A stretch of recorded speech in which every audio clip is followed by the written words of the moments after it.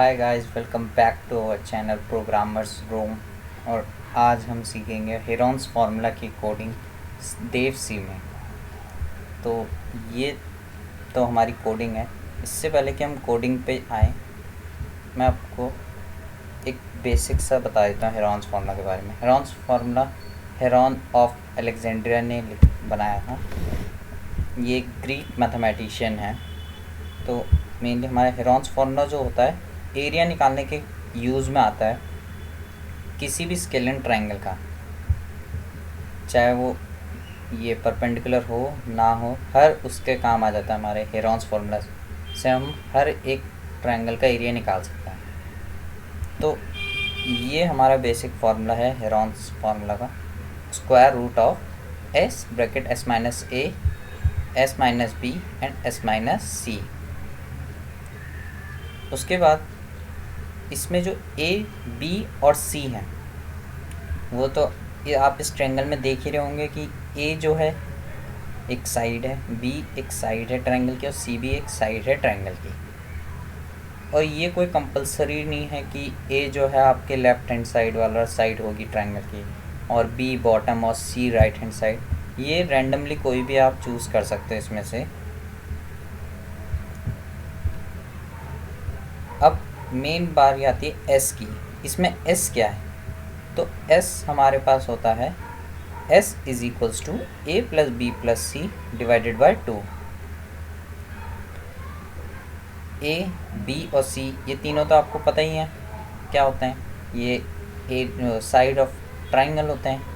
A one side, B second side and C third side.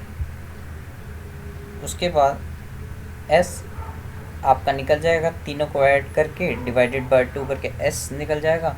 और एक बार S निकल गया तो आप इस एरिया वाले फॉर्मूले में अगर आप पुट करेंगे तो आपका एरिया ऑफ ट्रायंगल निकल जाएगा कि S bracket S minus A, S minus B, S minus C. क्योंकि हमें बस इस फॉर्मूले में एस की वैल्यू अननोन होती है क्वेश्चंस में, तो वो हम इससे निकाल लेंगे। और एस की वैल्यू हम कहाँ से निकालेंगे? इस वाले उससे, ठीक है। यहाँ से हम एस की वैल्यू निकाल लेंगे। तो ये एक बेसिक ओवरव्यू था हेरॉन्स फार्मूला के ऊपर। अब आते हैं अपनी मेन प्रोग्रामिंग पे।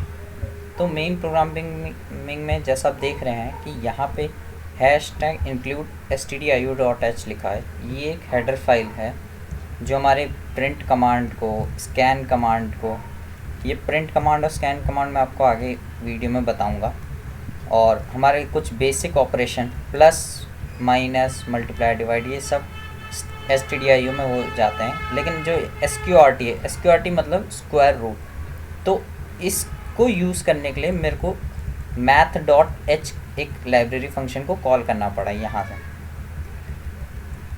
तो ये दो लाइब्रेरी फंक्शन में आपको यूज़ समझ आ गया होगा कि क्यों किया हमने इस प्रोग्राम में यूज़। नेक्स्ट लाइन में आते हैं इंट मेन। अब इंट मेन, इंट से आप समझ गए होंगे कि इंटीज़र है, कि कोई इंटीज़र वैल्यू रिटर्न करेगा, लाइक 0 1 2 3। तो ऐसे कोई भी एक इंटीज़र वैल्यू रिटर्न करेगा। तो इंट मेन, हम यहाँ से मेन फंक्शन हमारा स्टार्ट होता है, हमारी मेन बॉडी पता लगती है कि हाँ यहाँ से हमारा प्रोग्राम स्टार्ट है। तो हम अगर ब्रैकेट प्रोग्राम के अंदर आएंगे तो यहाँ पे हम पहली चीज़ देख रहे होंगे कि float A B C area D. तो हम क्वेश्चन आता है कि फ्लोट क्यों यूज़ किया हमने? हम चाहे तो इंट भी यूज़ कर सकते थे, हाँ हम इंट भी यूज़ कर सकते थे, लेकिन हमें पता है कि जो एरिया होता है और जो साइड्स होती हैं वो डेसिमल प्लेसेस में भी हो सकती हैं। लाइक जो यूज़र है वो एनी वैल्यू सिस्टम को दे सकता है, लाइक 7.5 1.2 2.5 3.9 एनीथिंग, एनी वैल्यू। तो वैसी ए बी सी हमारी 3 साइड्स हैं। एरिया मैंने जो हमारा फाइनल कैलकुलेटेड एरिया आएगा उसको करने के लिए, और जो डी है वो मैंने लिया है जो हमारा एस को रिप्लेस करेगा। यहाँ आप कोई भी वेरिएबल ले सकते हैं, एस लीजिए, पी लीजिए, क्यों? क्योंकि एक वेरिएबल है, ये कांस्टेंट नहीं है कि हमारे कोई वैल्यू फिक्स है। ये एक वेरिएबल है जिसकी वैल्यू जो है वेरी करती रहेगी। उसके बाद आते प्रिंट एफ में, नेक्स्ट लाइन प्रिंट एफ। तो प्रिंट एफ इसलिए कमांड यूज़ की जाती है कि हमें ये चीज़ प्रिंट करवानी है। तो ये लाइन हर लैंग्वेजेस में अलग अलग लिखी जाती है, लाइक C++ में सी आउट लिखा जाता है, ये चीज़ें उसका सिंटेक्स थोड़ा चेंज होता है, इसमें ब्रैकेट का इस्तेमाल होता है, उसमें डबल लेस देन का इस्तेमाल होता है। तो वो सिंटेक्स वो भी हम बताएंगे अपनी नेक्स्ट वीडियो में, तो उसके लिए जल्दी सब्सक्राइब कर लेना, क्योंकि उसकी वीडियो भी हम बहुत जल्दी आपके पास देने वाले हैं। और भी हम इसकी प्रोग्रामिंग की वीडियो हम बनाएंगे और आपके पास जल्दी से जल्दी देंगे। तो ये है प्रिंट एफ। वापस आएंगे, enter the all sides of the triangle. ये इसके अंदर आप कुछ भी लिख सकते हैं, ये ऐसे कुछ भी, अगर आप कुछ काटते हैं कुछ भी लिखते हैं तो ये एज इट इज़ प्रिंट हो जाएगा। Enter all sides of the triangle, तो ये एज इट इज़ प्रिंट होगा। उसके बाद आते हैं स्लैश एन। स्लैश एन का मतलब होता है कि अब जो कंपाइलर हमारा समझ जाएगा कि अब हम उसे नेक्स्ट लाइन में आना है, तो ये इतनी तक कमांड वो चलाएगा। उसके बाद स्लैश एन में वो नेक्स्ट लाइन पे मूव कर जाएगा, अपने जो पॉइंटर को वो नेक्स्ट लाइन पे ले आएगा कर्सर को। उसके बाद ये स्लैश हमारा बहुत कंफ्यूजिंग होता है कि ये डिवीज़न वाला स्लैश है या कौन सा वाला स्लैश है, क्योंकि एक स्लैश हमारा बैक स्पेस के नीचे भी होता है। तो आपको बता देता हूँ कि ये जो स्लैश होता है वो बैक स्पेस के नीचे वाला एक कीज़ होती है आपकी, उसमें ये होता है। उसको आप प्रेस करोगे तो ये वाला स्लैश आ जाएगा। उसके बाद एन होता है नेक्स्ट लाइन के लिए, ऐसे टी होता है नेक्स्ट टैब के लिए, तो डिफरेंट होते हैं। उसके बाद आते हैं स्कैन एफ। स्कैन एफ होता है, इसका एक सिंटेक्स होता है। स्कैन एफ मतलब होता है कि आप यूज़र से कोई वैल्यू इनपुट करवा रहे हो। जैसे कि हमें इस प्रोग्राम में 3 वैल्यू इनपुट करानी है, 3 साइड्स ऑफ द ट्रायंगल, और वो फ्लोट है, तो यहाँ पे हमें %f लगाया। अगर यहाँ इंटीजर ले लेते हैं हम ऊपर, तो यहाँ %d लगा लेते हैं। तो ये डिफरेंट टाइप होती है, डिफरेंट टाइप ऑफ डाटा होती हैं, डाटा टाइप। तो उसके बाद हमने A, B, C तीनों इनपुट करवाए। उसके बाद हमने बेसिक कैलकुलेशन करवाई। यहाँ पे जो हमारी S की थी कैलकुलेशन, वो हमने इस लाइन पे करवाई, लाइन नंबर 8 पे, कि D = A + B + C / 2। फिर लाइन नंबर 9 के में हमने एरिया निकाला, जो एरिया हमने आपको दिखाया था। Area = SQRT bracket D × D - A × D - B × D - C। और ये SQRT यहाँ पे आप देखेंगे तो ये ब्रैकेट है, ये पूरा ब्रैकेट है SQRT के अंदर, क्योंकि हमें पूरे का स्क्वायर रूट चाहिए। उसके बाद यहाँ पे आते हैं हम प्रिंट एफ में। तो यहाँ पे the area of the triangle is, print F कर लेगा वो एरिया। लेकिन एरिया जो हमने वेरिएबल लिया वो कहाँ प्रिंट करेगा, वो कौन बताएगा इसकी पोजीशन बताएगा ये %f।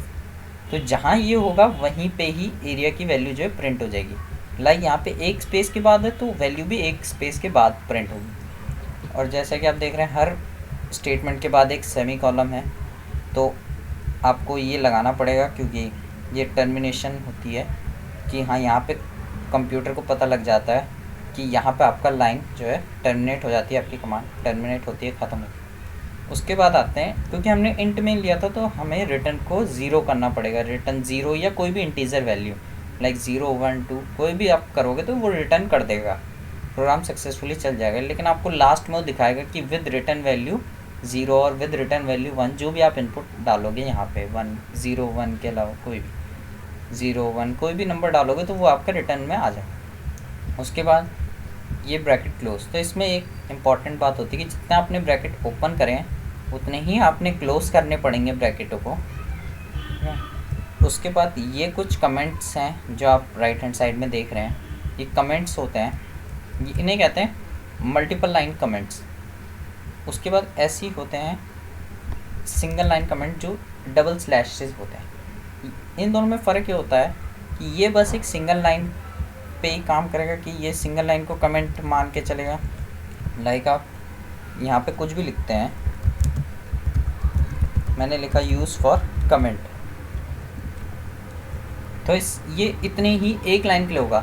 अगर मैं नेक्स्ट लाइन पे मूव कर जाऊँ तो ये कमेंट नहीं हो पाएगा, क्योंकि देखिए यहाँ इंट में है, क्योंकि अब प्रोग्राम अलाइव हो गया।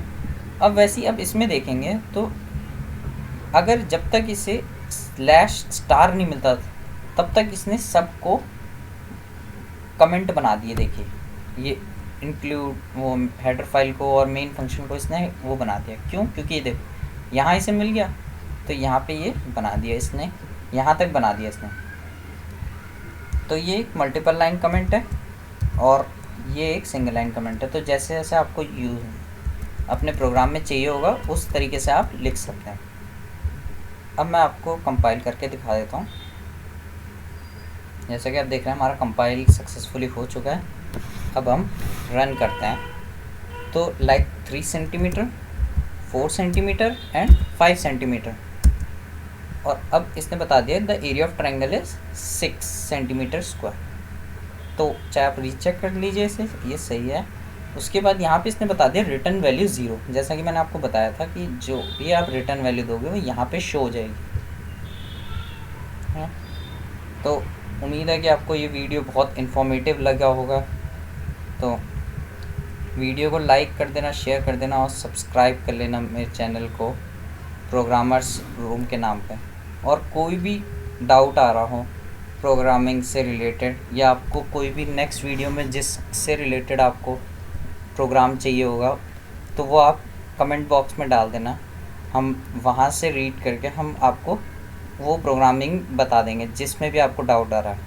और अगर आपको पर्सनली मैसेज करना है तो साइड में मेरा इंस्टाग्राम लिंक आ रहा होगा और इंस्टाग्राम पेज भी आ रहा होगा, तो उससे जाके आप मुझे फॉलो कर सकते हो।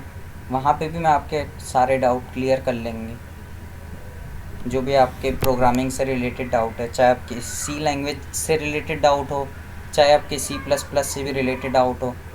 हम दोनों लैंग्वेजेस को साइमल्टेनियसली लेंगे कि एक हम इससे लेंगे, एक हम C++ से लेंगे। तो ऐसे दोनों के डाउट क्लियर होते रहेंगे बार बार।